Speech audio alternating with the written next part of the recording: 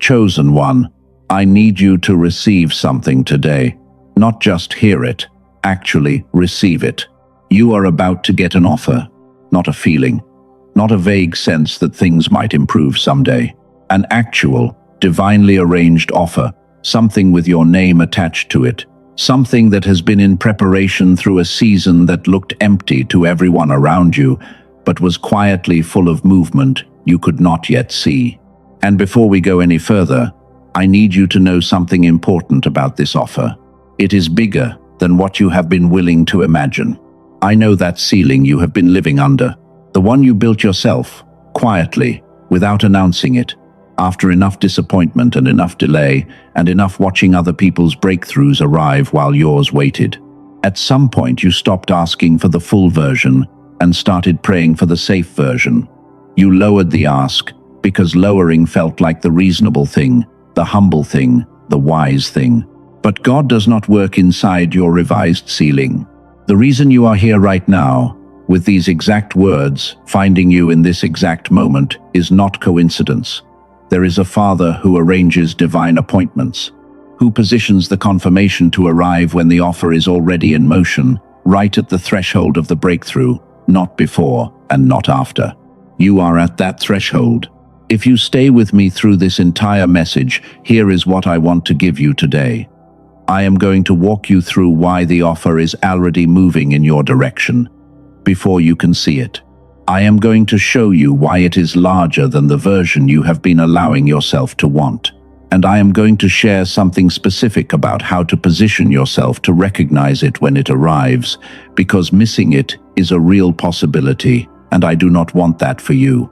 And at the very end of this message, I am going to speak something over your life that I believe will stay with you long after today. Stay until the end. What comes at the close is the reason this word was prepared for you. Everything I am about to share with you is completely free, but if at any point your spirit tells you there is something more you need, something that operates on the level we will be discussing, look in the description and the pinned comment below, only if you feel led to. I want you to picture something for a moment. A quiet evening, a dim room, someone sitting alone, not scrolling, not performing anything for anyone, just holding something in their hands, a journal, a worn piece of paper where a prayer has been written and rewritten more times than they can count. Maybe that is you tonight. Maybe you know what it feels like to circle the same request for so long that the words have started to feel automatic, like you are going through the motions of believing without the fire that used to come with it. That prayer is about to be answered in a way that does not look like the answer you rehearsed. Type, "I'm ready right now," if something in you already knows this message found you on purpose. There was a man who walked alongside a prophet for years, through seasons where nothing was producing, through places where the reasonable thing would have been to stop and go home, through years of thankless, unglamorous, unseeable faithfulness. And when the moment finally came, when the prophet turned to him and said, "Ask for whatever you want, before I am taken from you," the man did not ask for safety. He did not ask for a smaller version of the assignment or a more comfortable version of the calling. He asked for a double portion of everything the prophet carried.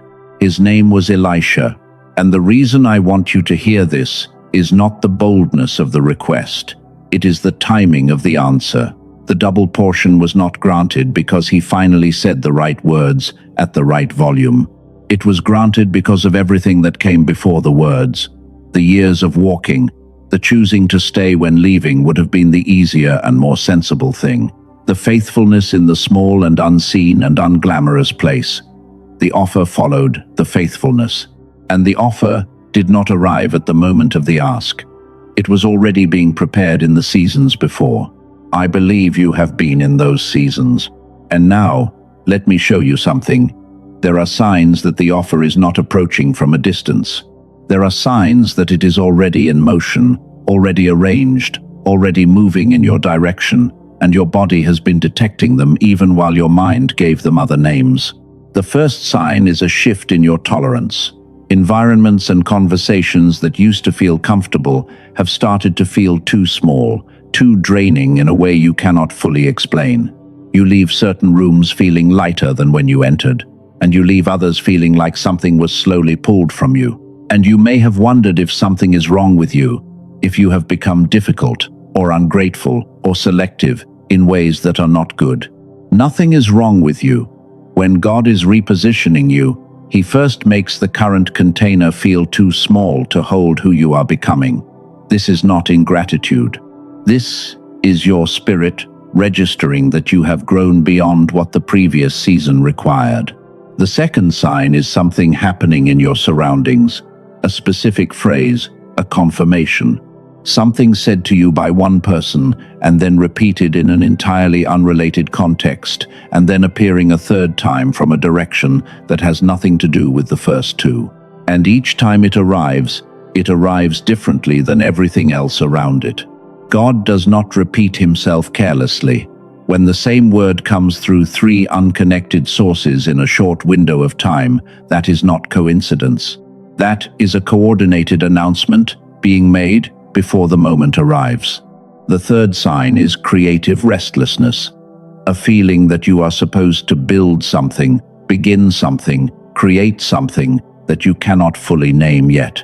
It sits in your chest like an unfinished sentence, looking for its ending, an energy with no channel yet but clearly looking for one. This is not aimlessness. This is the gift arriving before the assignment, because the assignment is close and your spirit is already warming up for it. The fourth sign is the doors that should have closed by now, but somehow have not. The connections that should have expired. The opportunities you left sitting longer than you should have that are somehow still there. And you keep thinking it must be an oversight, that no one noticed you did not act. The answer is simpler than that. God is holding them open because the arrangement is not complete yet, and He does not close the door until the person it was designed for has walked through it. The fifth sign is your sleep. Your dreams have been different lately, more vivid, more specific, charged with a feeling that is hard to shake when morning comes. You wake in the middle of the night with something that is not quite worry, but something more like quiet anticipation, and you cannot locate its source when you try. Your spirit is processing something your thinking mind has not caught up to yet.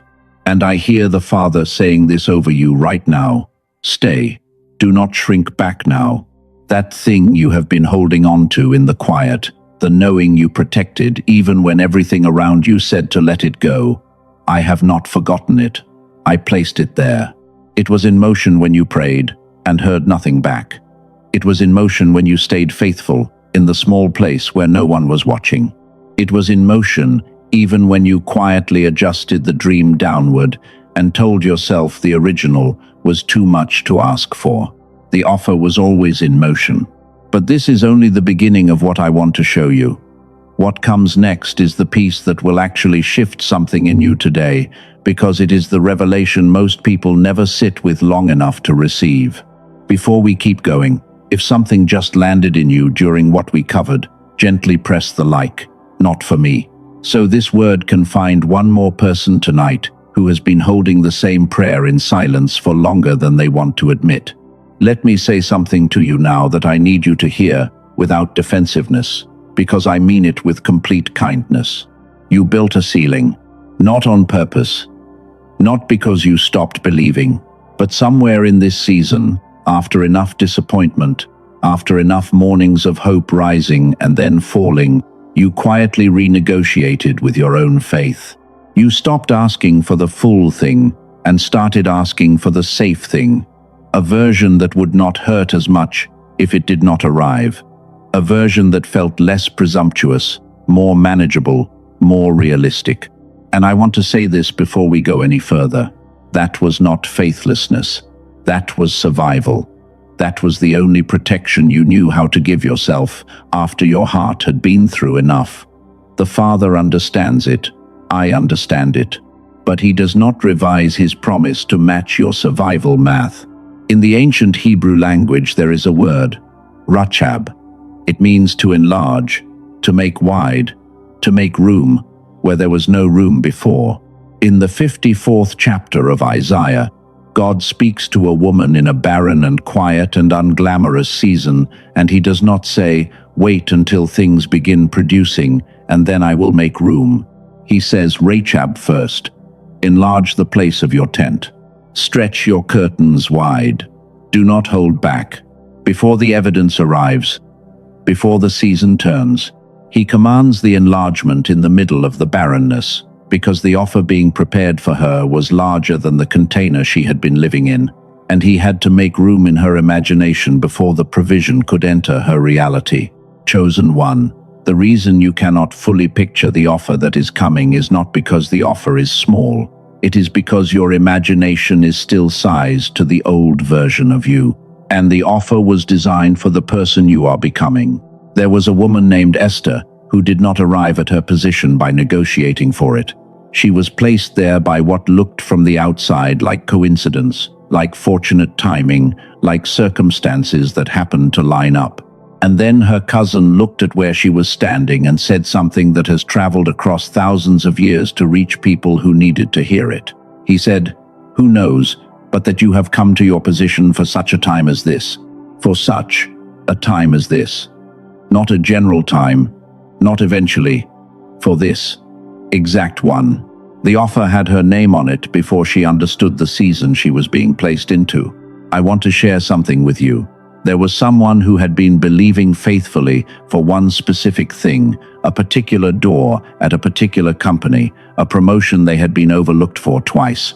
They had the safe, small version of the breakthrough clearly defined. And then the company began to struggle, and the door they had been watching slowly ceased to exist. For a season they sat in what felt like the collapse of everything they had been trusting for. 3 months later, something arrived from a direction they had never considered, from an industry they had never thought to approach. An offer larger in purpose and alignment and scope than anything they had allowed themselves to want before that season. The door they had been watching was never the offer. It was the placeholder until the real offer was ready. God does not revise your dream. He relocates you to the version He always intended. And I want to give you something right now. Permission to bring the first version back out, the original one, before the negotiations began, before the ceiling was placed. Permission to stop apologizing for the size of what God put inside of you, because that size was not a mistake. Permission to bring the full ask back to the altar, not because you have earned it by doing everything right, but because it was always yours. What felt like things closing in was actually the old frame being removed so the new one could be placed. What felt like delay was God keeping the offer back until the person you are now existed to receive it. What felt like silence was an arrangement being made that words in that season could not have carried. What felt like you being overlooked was you being kept until the moment of maximum alignment. Rachab. He is not reducing what is coming. He is enlarging it. Before we go to the deepest part of this message, I want to point you towards something, and I will explain the full depth of it very shortly, because it connects directly to the Rachab principle we just discussed. Scientists have discovered something specific about the state the brain needs to be in to recognize divine provision when it arrives, as opposed to the state in which that provision walks past undetected. There is an audio experience called The Genius Song, a 7-minute track that works by restoring a specific frequency in your mind that was yours from birth.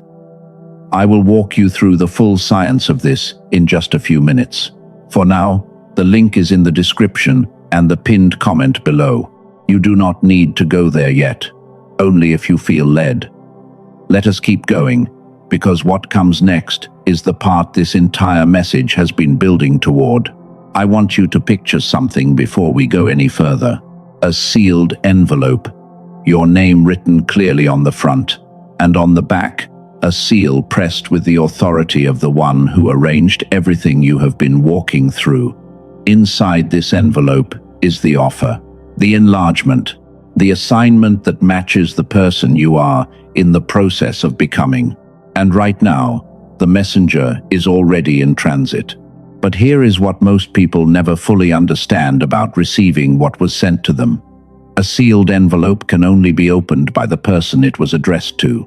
The messenger can knock, The messenger can stand at the door for as long as necessary. But if the receiver is not in a state of awareness, if the frequency inside the house is buried so deep under disappointment and survival mode and years of cautious, guarded hoping that the sound of the knock cannot penetrate, the envelope goes unclaimed. The offer is not the problem. The frequency of the receiver is. And I want to tell you what this season has been doing inside of you, because I believe you have deeply underestimated it.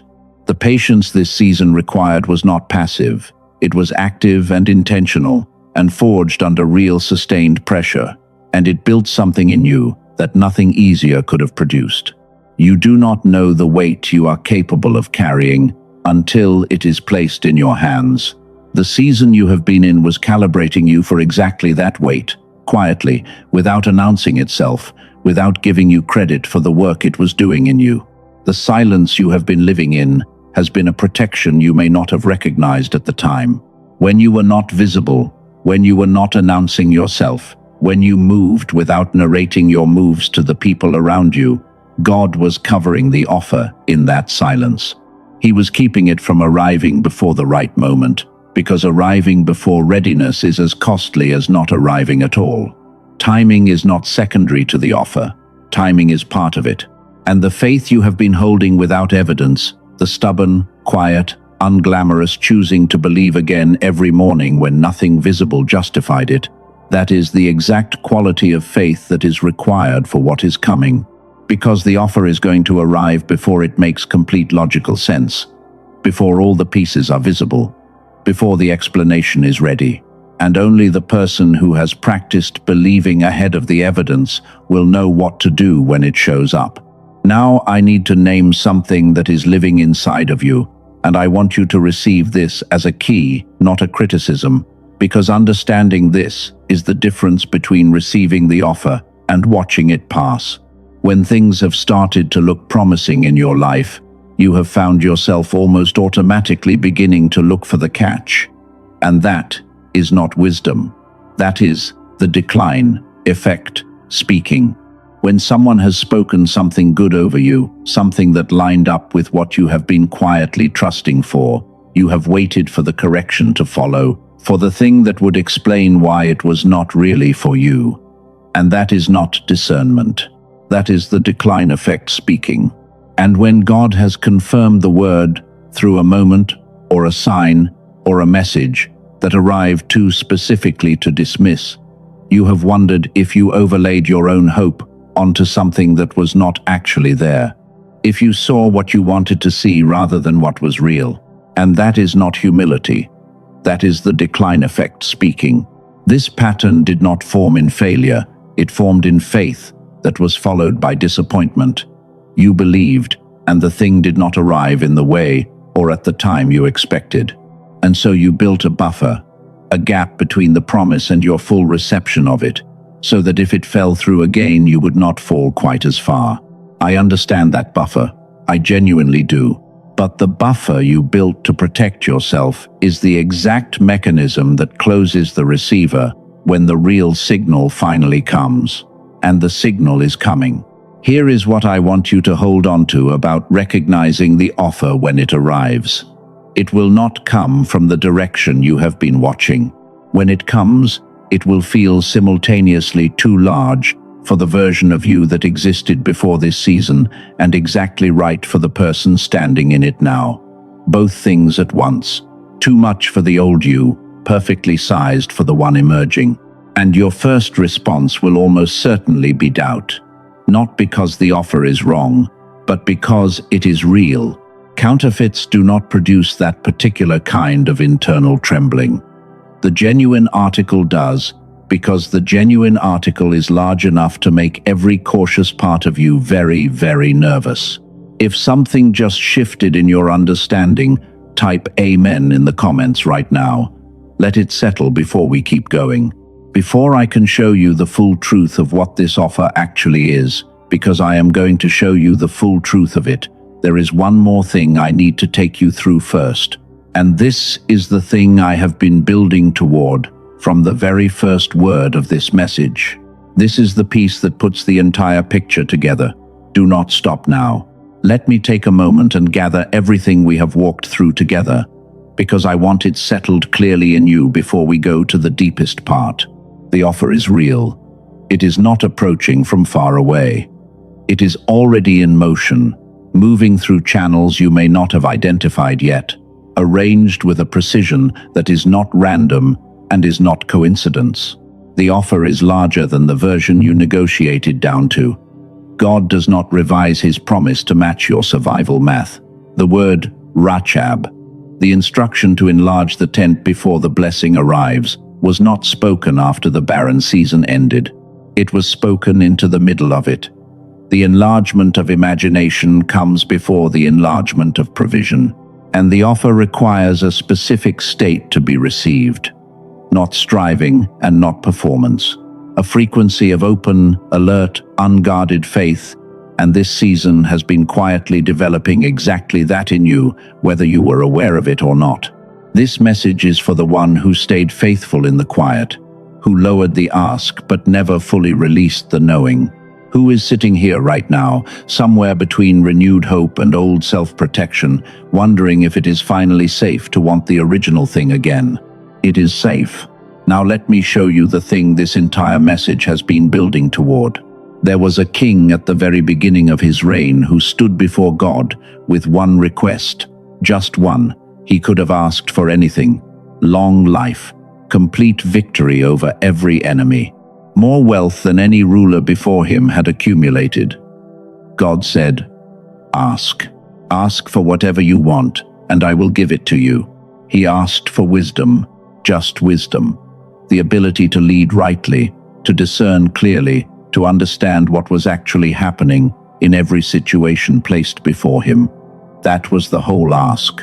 And God looked at that request and gave him this answer: "Because you asked for this, and not for the things that serve only yourself, I am giving you wisdom, and I am giving you riches, and honor, and long life." Everything that belongs to the assignment you are carrying comes along with the thing you asked for. Solomon asked for one thing. God extended everything that belongs to that one thing. This is how God offers.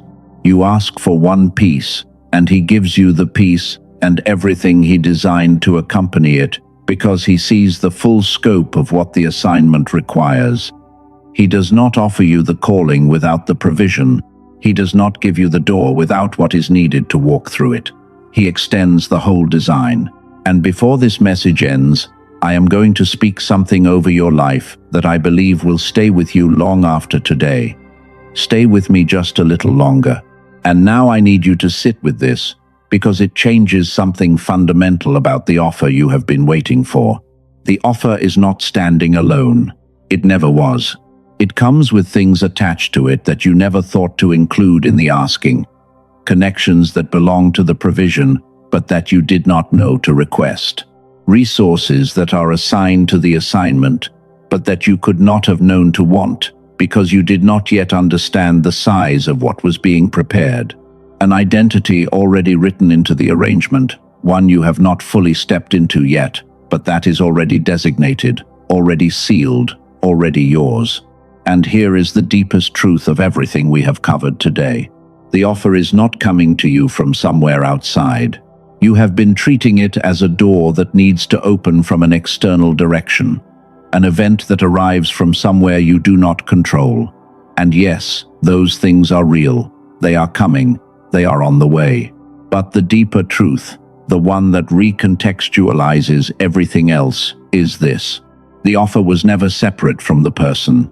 Elisha's offer followed the faithfulness of the walk.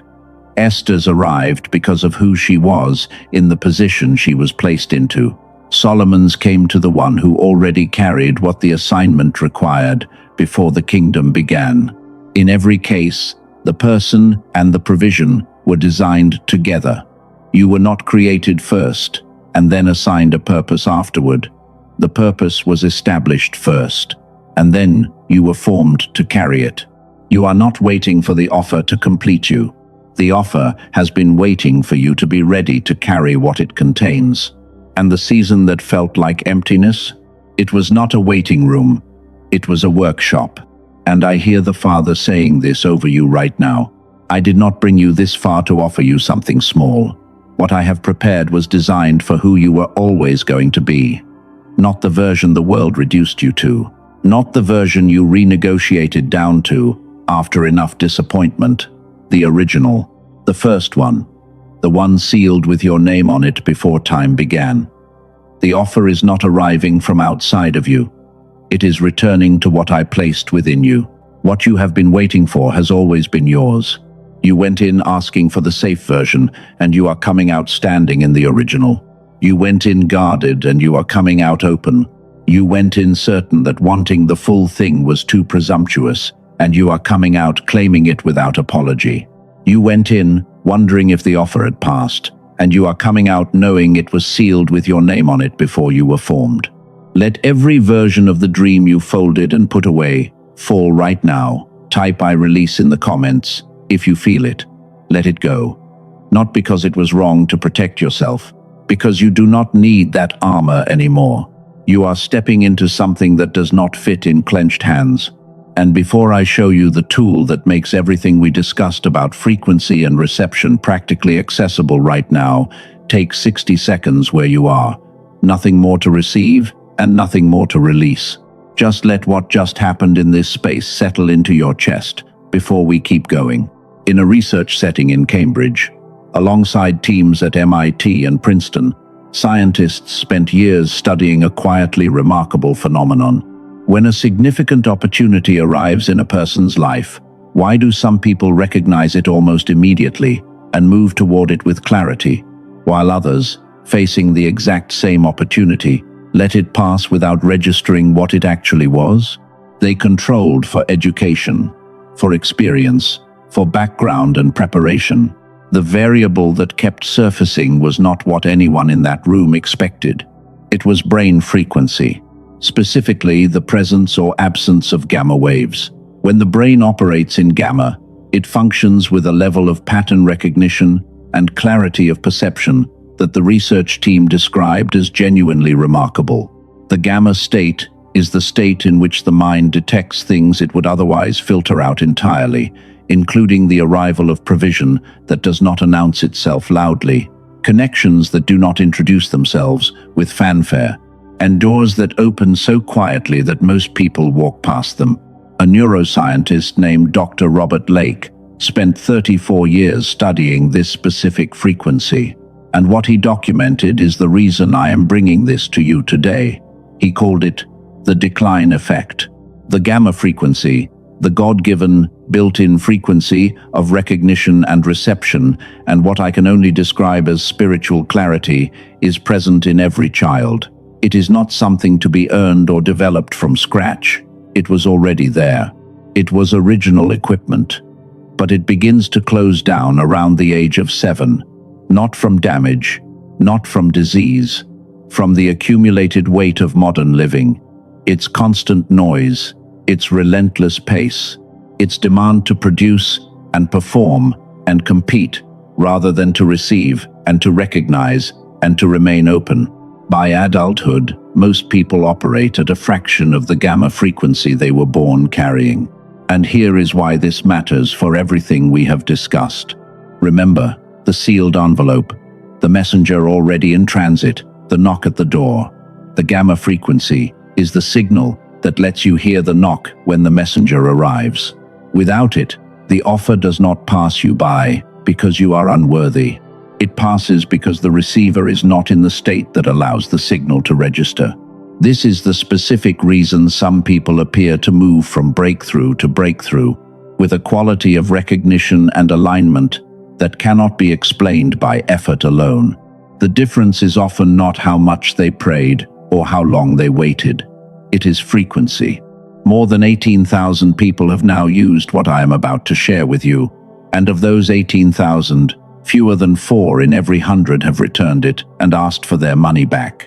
I want you to sit with that number for a moment, because in a world full of large promises and small deliveries, that figure tells you something real is happening when people use this.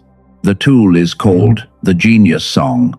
It is a 7-minute audio track built on the technology of brain entrainment, specifically engineered to gently restore the gamma frequency that already belongs to you.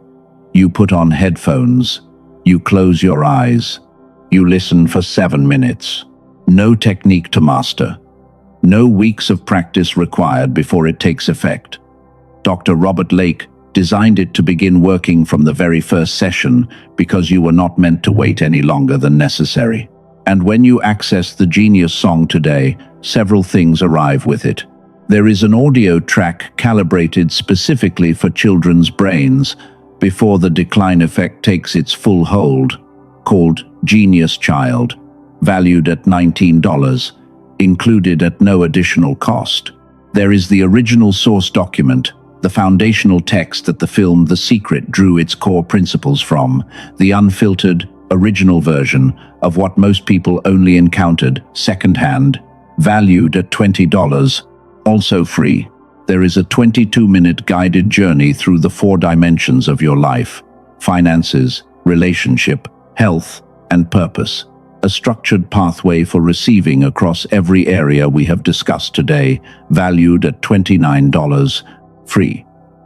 And there is a 4th resource included in the full access package, bringing the combined value of everything arriving with your purchase to $80, all of it included.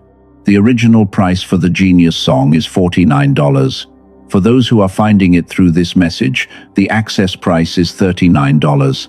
That price is not available on Amazon. It is not available anywhere else. It was set specifically for the people who come through this particular door. It is delivered immediately to your email. No waiting, no shipping. And it arrives with a complete, no questions, money-back guarantee. You can use it as many times as you choose before deciding whether it is for you. And if it is not, every dollar comes back without condition. Before you search for this, anywhere outside of what I am pointing you toward, one thing needs to be said. There are imitations, things carrying similar names. I am not going to tell you what to do. I am going to tell you what I know. The link in the description and in the pinned comment below is the real thing. What you find outside of that link carries a risk I cannot vouch for. The season you are standing in right now, the threshold this entire message has been pointing toward, is exactly the window this was built for. Not later, not after things have already shifted on their own. Now, while the frequency is already stirring in you, and while the offer is already in motion. The link is in the description and in the pinned comment, chosenrise.com/song. For those who feel led to take this next step, only investigate if your spirit bears witness. Everything we have walked through today is one unified truth. The offer is real and already moving. It is larger than the version you settled on, and the frequency required to receive it is not foreign to you. It was yours from the beginning. It simply needs to be restored. You are not alone in this. Right now, across the world, chosen ones are sitting in the same posture you are sitting in, bringing the original ask back to the surface, releasing the survival version, opening their hands for the first time in a long time. This shift is happening in more lives than you know. And now, one moment before we close. You do not need to move. In the quiet behind your thoughts, the space where you sense things before you can name them, picture the sealed envelope, your name on the front. Picture it being extended toward you, not by your reaching for it, but by the hand of the one who prepared it. When it opens, ask yourself, what is inside? Whatever surfaces in you in the next few seconds, hold it. Do not analyze it. Do not dismiss it as your own imagination. That is recognition. Your spirit is naming what your mind has not let itself want yet. Hold it. That is yours. Father, I come before you on behalf of the one who is here right now, the one who stayed, who prayed in the quiet when the answer did not come and the silence felt like absence rather than preparation, who lowered the ask to protect themselves and still kept asking, who sat with a knowing they could not fully explain and could not fully let go of. I want to acknowledge every year of that before we go anywhere else. God sees it. Every morning of choosing to believe again when the evidence was not there. Every moment of faithfulness in the place where no one was watching and no one was giving you credit for staying. Every hour held in the weight of a promise that had not yet fully arrived. That did not go unrecorded. And now, wherever your hands are resting right now, let them open. In your imagination, feel your palms turning upward. And let every version of the dream you stored away, every time you replaced the full ask with the safer one, every ceiling you quietly placed on what you were allowed to want, let it all come to rest in those open hands. And now let it fall. Not because it was wrong to protect yourself, because you are stepping into something that requires open hands. You cannot hold the new thing with the grip of the old. Let it fall. And I hear the Father saying this over you. You have not been forgotten. You have been held. What I am releasing into your life right now is not a backup plan. It is not the version I settled for when the original did not go according to what you expected. It is the original, the exact design, the one sealed with your name on it before time began. The offer is not arriving from outside of you. It is returning to what was always placed within you. You are positioned. You are prepared. You are the answer to prayers that have already been prayed in your direction by people whose names you may not yet know. If your spirit just responded to those words with yes, if something in you said yes to everything spoken today, type "I am ready" in the comments. With the full weight of someone who has waited long enough and is no longer negotiating with what belongs to them. Do not say amen yet. Sit here for 60 seconds, not to receive anything more, not to release anything further, just to let this settle into you. Let the weight of what just happened in this space rest on you before you move. Let it become what you carry when you walk away from here today. In the name of the Father, it is sealed. Amen. You are not the same person who arrived at the beginning of this message. Something shifted today, and I want to honor that before we fully close. If this brought clarity to what had been foggy, if it brought peace to what had been restless, if it confirmed something you have been carrying without knowing how to name it, let your like be your amen without words. There is more being prepared. What comes next is being built for where you are going, not where you have been. Stay close so it can find you when it is ready. And one more thing. Someone came to mind while you were listening today. I am almost certain of it. Someone who has been unusually quiet lately. Someone still believing for something that most people in their life think they should have let go of by now. Someone who looks fine from the outside, but who you know is carrying something much heavier on the inside. Someone whose light has not gone out, but has been very, very dim for a long time. Send this to them. Text it. Share it however you need to. Your obedience in this one moment could be the exact word of confirmation they have been waiting for without knowing how to ask for it. And if the Genius song has been returning to your mind throughout this message, the link is in the description and in the pinned comment below, chosenrise.com/song. Only when you feel led.